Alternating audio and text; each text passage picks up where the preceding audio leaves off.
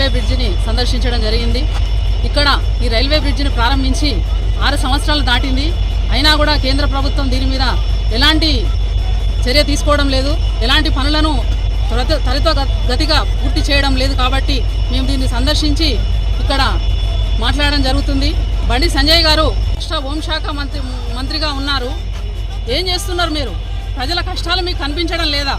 ఇక్కడ ట్రైన్ ఒక 5-6 ట్రైన్లు వెళ్తే కానీ ప్రజలు మళ్ళీ గేట్ తీస్తే కానీ వెళ్ళే పరిస్థితి లేదు. హాస్పిటల్కి వెళ్ళాలన్నా చాలా ఇబ్బంది కలుగుతుంది. మీరు ప్రజల సమస్యలను పక్కన పెట్టి జై శ్రీరామ్ అనుకుంటూ తిరగడం కాదు, ప్రజల సమస్యలను పట్టించుకోండి. ఫస్ట్ జై శ్రీరామ్ అని తిరగడం కాదు, ప్రజల సమస్యలు ఫస్ట్ పట్టించుకోండి అని తెలియజేస్తున్నాను. నేను మీ అధ్యక్షుడు వచ్చి మీ జిల్లా అధ్యక్షుడు వచ్చి ఇక్కడ ఈ బ్రిడ్జిని కూలగొడతానని చెప్పేసి అన్నారు. మరి అదే ప్రకారంగా మరి కూలగొట్టండి, లేకపోతే ఈ పనులను పూర్తయినా చేయండి. ఇట్లా ప్రజలను ఇబ్బంది పెట్టడం కరెక్ట్ కాదని తెలియజేస్తున్నాను. ఈటల రాజేందర్ గారు, మీరు 20 సంవత్సరాలు ఇక్కడ పరిపాలించారు ఈ నియోజకవర్గాన్ని.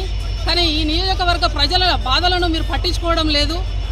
మీరు బీఆర్ఎస్ పార్టీలో ఉన్నప్పుడు అదే పరిస్థితి, ఇప్పుడు బీజేపీలో అయినా కూడా మీరు పట్టించుకోకపోవడం చాలా బాధాకరం. మీరు తక్షణమే పట్టించుకోండి, లేకపోతే మా కాంగ్రెస్ పార్టీ నాయకులం అందరం రైలు రోకో చేయడానికైనా మేము సిద్ధంగా ఉన్నాము.